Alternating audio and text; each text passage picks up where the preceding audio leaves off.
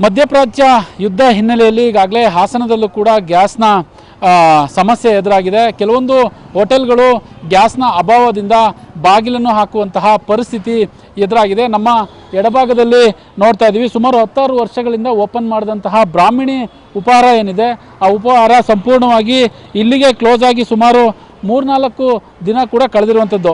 ಸಮಸ್ಯೆ ಏನು ಅಂತಂದರೆ ಗ್ಯಾಸ್ನ ಸಮಸ್ಯೆ. ಗ್ಯಾಸ್ ಕೂಡ ಇಲ್ಲಿಗೆ ಬರ್ತಿದ್ದಂತಹ ಕಮರ್ಷಿಯಲ್ ಗ್ಯಾಸ್ ಏನಿತ್ತು, ಕಮರ್ಷಿಯಲ್ ಗ್ಯಾಸ್ ಸಂಪೂರ್ಣವಾಗಿ ನಿಂತು ಹೋಗಿದೆ. ನಿಂತೋದಂತಹ ಹಿನ್ನೆಲೆಯಲ್ಲಿ ಈ ಬ್ರಾಹ್ಮಣಿ ಉಪಹಾರದ ವೆಜಿಟೇಬಲ್ ಹೋಟೆಲ್ ಏನಿದೆ, ಆ ಹೋಟೆಲ್ನ ಸಂಪೂರ್ಣವಾಗಿ ಕ್ಲೋಸ್ ಮಾಡಿದ್ದಾರೆ.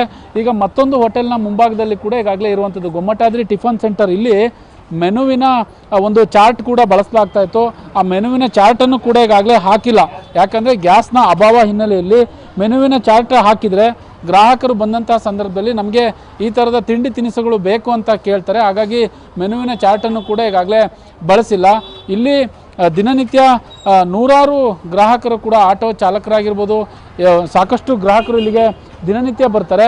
ಆದರೆ ಗ್ಯಾಸ್ನ ಸಮಸ್ಯೆಯಿಂದ ಇವತ್ತಿನಿಂದ ಸೌದೆ ಒಲೆಯನ್ನು ಉಪಯೋಗಿಸಲಿಕ್ಕೆ ಇಲ್ಲಿನ ಹೋಟೆಲ್ ಮಾಲೀಕರು ರೆಡಿಯಾಗಿದ್ದಾರೆ. ಈಗ ನಮ್ಮ ಜೊತೆ ಹೋಟೆಲ್ ಮಾಲೀಕರು ಇದ್ದಾರೆ. ಮೇಡಮ್, ಈಗ ನಿಮ್ಮ ಎದುರುಗಡೆ ಇರುವಂತಹ ಹೋಟೆಲ್ ಗ್ಯಾಸ್ ಸಮಸ್ಯೆಯಿಂದ ಸಂಪೂರ್ಣವಾಗಿ ಕ್ಲೋಸ್ ಆಗಿದೆ.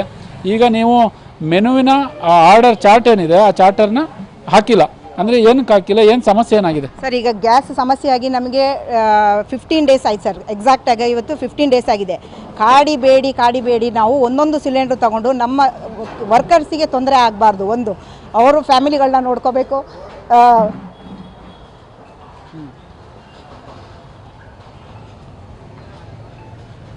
ಸಮಸ್ಯೆ ಆಗ್ತಾ ಇದೆ.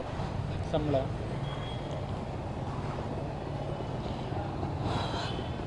ನಮ್ಮ ಅಕ್ಕಪಕ್ಕ ಎಲ್ಲ ಹಾಸ್ಪಿಟಲ್ಸ್ ಜಾಸ್ತಿ ಇದೆ, ಮತ್ತು ಸ್ಟೂಡೆಂಟ್ಸ್ ಜಾಸ್ತಿ ಇದೆ, ಬ್ಯಾಚುಲರ್ಸ್ ಇದ್ದಾರೆ.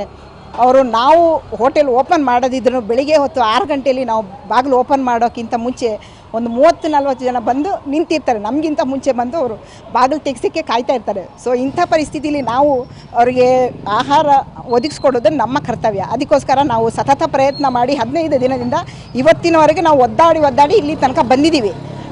ಈ ಪ್ರಯತ್ನದಿಂದ ನಾವು ಈಗ ಪ್ರಯತ್ನ ಕೈ ಬಿಟ್ಟು ನಾವು ನಾವು ಹಳೆ ಇದರಲ್ಲಿ ನಾವು ಒಲೆದಲ್ಲೇ ಮಾಡ್ತಾಯಿದ್ವಿ. ಸೊ ನಮಗೆ ಅಕ್ಕಪಕ್ಕ ಕಮರ್ಷಿಯಲ್ ಆಗೋದ್ರಿಂದ ಅವ್ರುಗಳಿಗೆ ಸಮಸ್ಯೆ ಆಗುತ್ತೆ ಅಂತ ನಾವು 3 ವರ್ಷದಿಂದ ಗ್ಯಾಸಿಗೆ ಬಂದಿದ್ವಿ. ಸೊ ಈಗ ನಾವು ಅದರಿಂದ ನೆಕ್ಸ್ಟ್ ನಾವು ಇವತ್ತಿಂದ ನಮ್ಮದು ಫುಡ್ 5 ಡೇಸ್ ಕ್ಲೋಸ್ ಮಾಡಿ ನಾವು ಮತ್ತೆ ರೀಪ್ಲೇಸ್ ಮಾಡಿ ವುಡ್ ಸ್ಟವ್ಗೆ ಹೋಗೋ ಅಂದಾಜಲ್ಲಿದ್ದೀವಿ. ಹಾಗಾಗಿ ನಮಗೆ ಗ್ಯಾಸಿನ ಸಮಸ್ಯೆ ತುಂಬ ತೊಂದರೆ ಇದೆ. ನಮ್ಮ ವರ್ಕರ್ಸ್ ಎಲ್ಲ ಈಗಾಗಲೇ ನಮಗೆ ನಾವೇನು ಮಾಡೋದು ಅಂಥೇಳಿ ನಮಗೆ ಪ್ರಶ್ನೆ ಮಾಡ್ತಾ ಇದ್ದಾರೆ. ಮೇಡಮ್, ಈ ಸಮಸ್ಯೆಯಿಂದ ಸಾಕಷ್ಟು ಕುಟುಂಬಗಳು ಹಂಚ್ಕೊಂಡಿರುತ್ತೆ. ಒಂದು ಕಡೆ ಭಟ್ರುಗಳಾಗಿರ್ಬೋದು, ಸಿಬ್ಬಂದಿಗಳಾಗಿರ್ಬೋದು, ಒಂದು ಕಡೆ ವೇತನದ ಸಮಸ್ಯೆ, ಈ ಥರದ ಒಂದು ಸಮಸ್ಯೆ ಹುಟ್ಟುಕೊಂಡ್ರೆ ಅದಕ್ಕೆ 108 ಸಮಸ್ಯೆಗಳ ದಾರಿ ಆಗುತ್ತೆ. ನೀವು ಕೂಡ ಮಾತನಾಡ್ಬೇಕಾದ್ರೆ ಗದ್ಗದಿತರಾದ್ರಿ. ಈಗ ಹೋಟೆಲ್ ಸಮಸ್ಯೆ ಅಂದರೆ ಹೇಳ್ಬೋದು ಸರ್, ನಮಗೆ ತರಕಾರಿ ಆಗಿರ್ಬೋದು, ಹಾಲಿನವರಾಗಿರ್ಬೋದು, ಎಲ್ಲ ಹೋಟೆಲ್ ಮೇಲೆ ಅವಲಂಬಿತರಾಗಿರ್ತಾರೆ. ಸೊ ಅದು ಒಂದರಿಂದ ಈ ಗ್ಯಾಸ್ ಒಂದು ಸಮಸ್ಯೆಯಿಂದ ಪ್ರತಿಯೊಂದು ಈಗ ಟೋಟಲಿ ಹೇಳಬೇಕಂದ್ರೆ ಎಕಾನಮಿನೇ ಅಪ್ಸ್ ಆ್ಯಂಡ್ ಡೌನ್ಸ್ ಆಗಿದೆ. ಇಷ್ಟೊಂದು ಜನ ವರ್ಕರ್ಸ್ ಇರಬೇಕು. ಈಗ ಸಣ್ಣ ಪುಟ್ಟ ಹೋಟೆಲ್ಗಳಲ್ಲಿ 3-4 ಜನ ವರ್ಕರ್ಸ್ ಇರ್ತಾರೆ ಸರ್. ಅಂಥದ್ರಲ್ಲಿ ಈ ಹೋಟೆಲ್ ಇಂಡಸ್ಟ್ರಿಗೆ ದೊಡ್ಡ ಹೊಡೆತ ಬಿದ್ದಿದೆ. ಸಾವಿರಾರು ಜನ ಉದ್ಯೋಗ ಕೊಟ್ಟಂಥ ಹೋಟೆಲ್. ಈಗ ನಾವು ಹೇಳಬೇಕಂತಂದರೆ ಈ ಹೋಟೆಲ್ ಇಂಡಸ್ಟ್ರಿಯವರು ಒಂಥರ ಗಾರ್ಡಿಯನ್ ಆಗಿರ್ತಾರೆ. ಈಗ ಯಾರೇ ಬರಲಿ ಅವರಿಗೆ ಊಟದ ತೊಂದರೆ ಇರಲ್ಲ. ಹೋಟೆಲ್ ನಂಬ್ಕೊಂಡು ಬರೋರಿಗೆ ಮನೆ ಬಿಟ್ಟು ಬಂದಿರ್ತಾರೆ, ಅವ್ರಿಗೆ ನಾವು ಗಾರ್ಡಿಯನ್ ಆಗಿರ್ತೀವಿ. ಸೊ ಇಂಥ ಸಮಸ್ಯೆ ಇರುವಾಗ ಅವ್ರು ನಮ್ಮನ್ನ ಬಿಟ್ಟು ಅವ್ರು ಎಲ್ಲಿ ಹೋಗಿ ಸಾಧ್ಯ ಇಲ್ಲ. ಅವರು ಈಗ ಇನ್ ಕೇಸ್ ನಾವೇನಾದರೂ ಅವ್ರನ್ನ ಬಿಟ್ಟು ಇಲ್ಲಿಂದ ಹೋದರು, ಕೃಷಿ ಕೆಲಸ ಮಾಡ್ತೀವಿ, ಅದು ಮಾಡ್ತೀವಿ, ಇದು ಮಾಡ್ತೀವಿ ಅಂತ ಹೋಗ್ತೇವೆ. ನೆಕ್ಸ್ಟ್ ಆಲ್ರೆಡಿ ನಮಗೆ ಈಗ ಲೇಬರ್ ಪ್ರಾಬ್ಲಮ್ ಕೂಡ ಇದೆ. ಅದ್ರ ಜೊತೆಗೆ ಇದು ಒಂದು ಹೊಡೆತ ಬಿದ್ದಾಗ ನಾವು ಚೇತರಿಸ್ಕೊಳ್ಳೋಕ್ಕೆ ತುಂಬ ಕಷ್ಟ ಆಗ್ತದೆ. ಇದ್ರ ಬಗ್ಗೆ ನಮ್ಗೆ ಯಾವ ದಿಟ್ಟ ನಿಲುವು ಕೂಡ ಸಿಗ್ತಾ ಇಲ್ಲ. ಮೀಟಿಂಗ್ ಕೂಡ ಮಾಡಿದ್ದಾರೆ, ನಮಗೆ ಹೋಗ್ಲಿಕ್ಕೆ ಗ್ಯಾಸ್ ನಿಮ್ಗೆ ಇಲ್ಲ, ಕಂಪ್ಲೀಟಾಗಿ ನೀವು ಇದಕ್ಕೆ ಹೋಗಿ ಅಂತಲೂ ಹೇಳ್ತಾ ಇಲ್ಲ. ಇವತ್ತೊಂದು ಕೊಡ್ತೀನಿ, ನಾಳೆ ಒಂದು ಕೊಡ್ತೀನಿ ಅಂತ ಹೇಳ್ತಾ ಇದ್ದಾರೆ. ನಮಗೆ ನ್ಯೂಸಲ್ಲಿ ಹೇಳುವಾಗ ಎಲ್ಲ ಬಂದು ಕೇಳ್ತಾರೆ 50% ರಿಕವರ್ ಆಗ್ತಿದೆ ಅಂತ ಹೇಳ್ತಾರೆ. ಬಟ್ 50% ಅಲ್ಲ, 10% ಕೂಡ ಕೊಡ್ತಾ ಇಲ್ಲ ನಮಗೆ. 15 ಡೇಸಿಂದ ಈಗ 3 ದಿನದಿಂದ ನಮಗೆ ಗ್ಯಾಸ್ ಸಪ್ಲೈ ಮಾಡೋರ ಹತ್ರ ಕೇಳಿದ್ರೆ ಗ್ಯಾಸ್ ಲೋಡ್ ಆಗ್ತಿದೆ. ನಮ್ಮಲ್ಲಿ ಹೇಗಂದರೆ ನಾವು ಇದು ಐಟಮ್ಗಳು ರೆಡಿ ಮಾಡಬೇಕಂದ್ರೆ, ನಾವು ಹೋಟೆಲ್ ಓಪನ್ ಮಾಡಬೇಕಂದ್ರೆ ನಾವು ಹಿಂದಿನ ದಿನ ರೆಡಿ ಆಗಿರ್ಬೇಕು. ನಮಗೆ ರಾ ಮೆಟೀರಿಯಲ್ ಹಿಂದಿನ ದಿನವೇ ನಮಗೆ ಸಿದ್ಧ ಆಗಿರಬೇಕು.